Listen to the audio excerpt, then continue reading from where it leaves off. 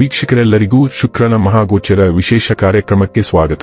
ವೀಕ್ಷಕರೇ, ವೈದಿಕ ಜ್ಯೋತಿಷ್ಯದಲ್ಲಿ ಗುರುವಿನ ನಂತರ ಶುಕ್ರವನ್ನು ಎರಡನೇ ಅತ್ಯಂತ ಮಂಗಳಕರ ಗ್ರಹವೆಂದು ಪರಿಗಣಿಸಲಾಗಿದೆ. ಈ ಗ್ರಹವು ವಿಶ್ವದಲ್ಲಿ ವಾಸಿಸುವ ಎಲ್ಲಾ ಜೀವಿಗಳಿಗೆ ಯಾವಾಗಲೂ ದಯೆ ತೋರುವುದು ಎಂದು ನಂಬಲಾಗಿದೆ.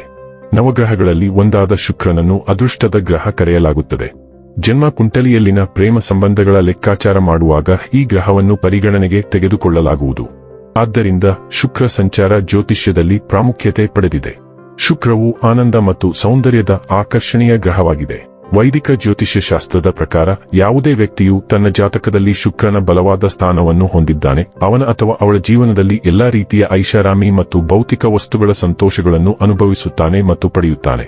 ಆದರೆ ಜಾತಕದಲ್ಲಿ ಶುಕ್ರನ ದುರ್ಬಲ ಸ್ಥಾನವು ಪ್ರೇಮ ಸಂಬಂಧಗಳಲ್ಲಿ ವೈಫಲ್ಯ, ವೈವಾಹಿಕ ಜೀವನದಲ್ಲಿ ಅಪಶ್ರುತಿ, ಕಣ್ಣುಗಳಿಗೆ ಸಂಬಂಧಿಸಿದ ಸಮಸ್ಯೆಗಳನ್ನು ಮಾತ್ರ ನೀಡುತ್ತದೆ.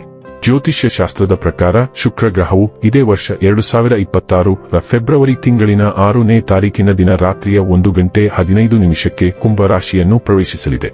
ಶುಕ್ರನು ಮಾರ್ಚ್ ತಿಂಗಳಿನ 2ನೇ ತಾರೀಕಿನವರೆಗೆ ಕುಂಭ ರಾಶಿಯಲ್ಲಿ ಇರುತ್ತಾನೆ. ಜ್ಯೋತಿಷ್ಯ ಶಾಸ್ತ್ರದಲ್ಲಿ ಶುಕ್ರ ಗ್ರಹವು ಹಣ, ಐಶ್ವರ್ಯ, ವೈಭವ, ಸಮೃದ್ಧಿ, ಬೌದ್ಧಿಕ ಸುಖವನ್ನು ಕರುಣಿಸುವ ಗ್ರಹ ಎಂದು ಕರೆಯಲಾಗುತ್ತದೆ. ಯಾವಾಗ ಶುಕ್ರ ಗ್ರಹವು ತನ್ನ ಚಲನೆಯನ್ನು ಬದಲಾಯಿಸುವುದೋ ಇದರ ಪ್ರಭಾವವನ್ನು ಎಲ್ಲಾ 12 ರಾಶಿಗೆ ಸೇರಿದ ಜನರ ಮೇಲೆ ಒಂದಲ್ಲ ಒಂದು ರೀತಿ ನೋಡಬಹುದಾಗಿದೆ. ಶುಕ್ರ ಗ್ರಹವು ಪ್ರತಿ 23 ರಿಂದ 27 ದಿನಗಳಿಗೆ ಒಮ್ಮೆ ತನ್ನ ಸಂಚಾರವನ್ನು ಬದಲಾಯಿಸುವುದು. ಶುಕ್ರನ ಪ್ರತಿಯೊಂದು ಸಂಚಾರವು ಜೀವನದಲ್ಲಿ ಮಹತ್ವಪೂರ್ಣವಾದ ಬದಲಾವಣೆಯನ್ನು ತರುವುದು ಎಂದು ಹೇಳಲಾಗುತ್ತದೆ. ಹಾಗಾದರೆ ಬನ್ನಿ, ಇಲ್ಲಿ ಶುಕ್ರನ ಕುಂಭ ರಾಶಿಯಲ್ಲಿ ಈ ಗೋಚರ ಇಲ್ಲಿ ಪ್ರತ್ಯೇಕವಾಗಿ ಮೇಷರಾಶಿಯ ಜಾತಕದ ಪಾಲಿಗೆ ಹೇಗೆ ಸಾಬೀತಾಗಲಿದೆ, ಯಾವೆಲ್ಲ ಫಲಗಳು ಇಲ್ಲಿ ನಿಮಗೆ ಲಭಿಸಲಿವೆ ಮತ್ತು ಯಾವ ವಿಷಯವಾಗಿ ಇಲ್ಲಿ ನೀವು ವಿಶೇಷ ಎಚ್ಚರಿಕೆ ಹೊಂದಿರಬೇಕು ಅನ್ನೋದನ್ನ ನೋಡೋಣ. ಎಂದಿನಂತೆ ನಮ್ಮ ವಿನಂತಿ ಎಂದರೆ, ನೀವಿನ್ನೂ ನಮ್ಮ ಚಾನೆಲ್ ಅನ್ನು ಸಬ್ಸ್ಕ್ರೈಬ್ ಮಾಡಿಲ್ಲವೆಂದರೆ ದಯವಿಟ್ಟು ಈಗಲೇ ನಮ್ಮ ಚಾನೆಲ್ ಅನ್ನು ಸಬ್ಸ್ಕ್ರೈಬ್ ಮಾಡಿ. ಹಾಗೆ ನಿರಂತರ ವಿಡಿಯೋ ಅಪ್ಡೇಟ್ಸ್ಗಳಿಗಾಗಿ ತಪ್ಪದೇ ಪಕ್ಕದ ಬೆಲ್ ಐಕಾನ್ ಬಟನ್ ಕೂಡ ಕ್ಲಿಕ್ ಮಾಡಿ. ವೀಕ್ಷಕರೇ, ಶುಕ್ರನು ನಿಮ್ಮ 11ನೇ ಮನೆಯಲ್ಲಿ ಕುಂಭ ರಾಶಿಯಲ್ಲಿ ಸಂಚರಿಸುವುದರಿಂದ ಮತ್ತು ನಿಮ್ಮ 2ನೇ ಮತ್ತು 7ನೇ ಮನೆಗಳೆರಡರ ಅಧಿಪತಿಯಾಗಿರುವುದರಿಂದ ಈ ಅವಧಿಯು ಸ್ನೇಹಿತರು ಮತ್ತು ಸಾಮಾಜಿಕ ವಲಯಗಳೊಂದಿಗೆ ಸಂಬಂಧಗಳಲ್ಲಿ ಸುಧಾರಣೆಯೊಂದಿಗೆ ಆರ್ಥಿಕ ಲಾಭಗಳಲ್ಲಿ ಹೆಚ್ಚಳವನ್ನು ತರಬಹುದು.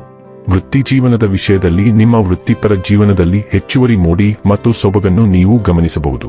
ನಿಮ್ಮ ಕೆಲಸದ ಶೈಲಿ ಮತ್ತು ನೀವು ಜವಾಬ್ದಾರಿಗಳನ್ನು ನಿರ್ವಹಿಸುವ ರೀತಿ ಇತರರ ಮೇಲೆ ಸಕಾರಾತ್ಮಕ ಪ್ರಭಾವ ಬೀರಬಹುದು. ನೀವು ವ್ಯಾಪಾರ ಚಟುವಟಿಕೆಗಳಲ್ಲಿ ತೊಡಗಿಸಿಕೊಂಡಿದ್ದರೆ ಈ ಸಂಚಾರವು ಹೆಚ್ಚಿನ ಲಾಭವನ್ನು ತರಬಹುದು ಮತ್ತು ನಿಮ್ಮ ಪ್ರತಿಸ್ಪರ್ಧಿಗಳಿಗೆ ನೀವು ಪ್ರಬಲ ಪ್ರತಿಸ್ಪರ್ಧಿಯಾಗಿ ಹೊರಹೊಮ್ಮಬಹುದು. ಆರ್ಥಿಕವಾಗಿ ಈ ಹಂತವು ಸುಗಮ ಮತ್ತು ಸ್ಥಿರವಾಗಿರುತ್ತದೆ. ಇದು ನಿಮಗೆ ಹೆಚ್ಚು ಗಳಿಸಲು ಮತ್ತು ಪರಿಣಾಮಕಾರಿಯಾಗಿ ಉಳಿಸಲು ಸುಲಭವಾಗುತ್ತದೆ.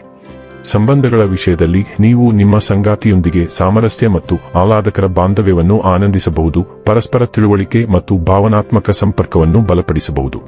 ಆರೋಗ್ಯದ ದೃಷ್ಟಿಯಿಂದ ಈ ಅವಧಿಯು ಅನುಕೂಲಕರವಾಗಿ ಕಾಣುತ್ತದೆ, ಏಕೆಂದರೆ ನಿಮ್ಮ ಶಕ್ತಿಯ ಮಟ್ಟಗಳು ಮತ್ತು ದೈಹಿಕ ಸ್ಥಿತಿಸ್ಥಾಪಕತ್ವವು ಹೆಚ್ಚಾಗಿದ್ದು ನೀವು ಸದೃಢರಾಗಿ ಮತ್ತು ಸಕ್ರಿಯರಾಗಿರಲು ಸಹಾಯ ಮಾಡುತ್ತದೆ. ಇನ್ನು ಕೊನೆಯದಾಗಿ ಈ ದಿನಗಳಂದು ಮಾಡಿಕೊಳ್ಳಬೇಕಾದ ಉಪಾಯಗಳ ಕುರಿತು ನೋಡುವುದಾದರೆ, ಮಂಗಳವಾರದಂದು ಲಕ್ಷ್ಮೀ ನಾರಾಯಣನಿಗೆ ಯಾಗಹವನ ಮಾಡಿ. ವೀಕ್ಷಕರೇ, ಇದಾಗಿತ್ತು ಮೇಷರಾಶಿಯ ಜಾತಕದವರ ಶುಕ್ರನ ಮಹಾಗೋಚರ ಮಾಹಿತಿ ಇಷ್ಟವಾದರೆ ವಿಡಿಯೋವನ್ನು ಲೈಕ್ ಮತ್ತು ಶೇರ್ ಮಾಡಿ. ಜೈ ಶ್ರೀರಾಮ್.